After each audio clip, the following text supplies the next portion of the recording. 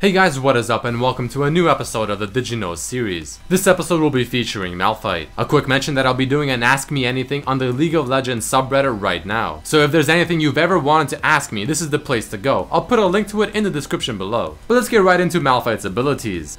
The cooldown of Malphite's passive starts at 10 seconds at level 1, but it decreases to 8 seconds at level 7, and then 6 seconds at level 13. Don't forget, there is a pretty obvious visual effect telling you whether or not Malphite's passive is up. The rocky texture of course meaning that his passive is active, and the molten texture meaning that it is not. Malphite's Q will steal move speed from the target for the full 4-second duration as long as the Q actually connects with the champion, no matter whether the target dies afterwards, uses cleanse, Q assess, or even if it's a Master Yi with ultimate on. This ability, even though it travels somewhat underground, can still be blocked by things like Yasuo's Wind Wall or Braum's Shield.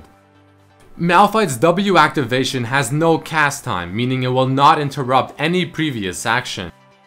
However, unlike most auto attack empowering type abilities, Malphite's W is not an auto attack resetter. However, the splash damage it provides can be amplified by critical strikes. Did you know that none of Malphite's abilities get lower in cooldown as you level them except for his ultimate? Crowd control effects have no effect on Malphite if he's mid-ultimate, so the only way to stop his ultimate is to kill him midway. The dashing speed of Malphite's ultimate can actually be increased based on how much move speed you have as you initially cast it. The calculation is quite simple, 1500 plus whatever move speed Malphite had as he used his ultimate.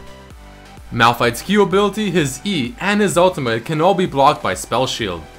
Alright guys, there's not much more to say about his abilities, so let's jump into the cool facts and lore.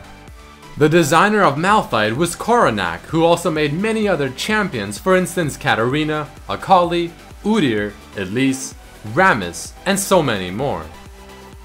For whatever reason, the voice artist from Malphite is still unknown. Did you know that Malphite's E ability actually leaves the logo of Riot Games on the ground, even though I'm assuming it's supposed to be something like his fist making the imprint? Malphite is one of the few champions to have several textures created for him per skin, one of course being without his passive showing him in a molten state, then you have his regular form, and then you have his form whenever his W is active. Did you know that Malphite's dance resembles a dance that is called Jinga? Malphite has the same quote as our beloved Rammus. Okay. Just like Rek'Sai, Malphite's true size is several times larger as seen in his splash arts, but it is heavily reduced within the Summoner's Rift to match his opponents. From this, let us go into Malphite's lore. Malphite is from an area inhabited by rocky beings called the Monolith. It is a place of perfect harmony where its inhabitants work to fulfill their duty to the fullest, functioning as a superorganism or hive. Malphite has always strived to live up to his full potential, enforcing his people's flawless vision of order. However, out of nowhere, a rift opened up and summoned Malphite to Runeterra, taking him away from his kind. The summoners there plead to Malphite to help them bring harmony to this chaotic world. Malphite saw this as a respectable goal and decided to help them. He now hammers those who would seek to upset Valorant's movement towards order. With all this, Malphite's faction is still listed as being independent, with also having an unknown residence. Malphite's joke, "Caught between a rock and a hard place," is actually an idiom, talking about how you can be either in a difficult position or forced to make an undesirable decision. Overall, most of Malphite's quotes, though not as simple as Rammus's, are fairly straightforward one-word quotes. "Yes. Going. Smash. Die. Pain. Okay. Sure. Malphite is friends with Skarner and Maokai, and his reasoning for being friends with Maokai is the fact that both of them are elementals, and apparently according to Malphite, two elementals get along quite well despite their differences.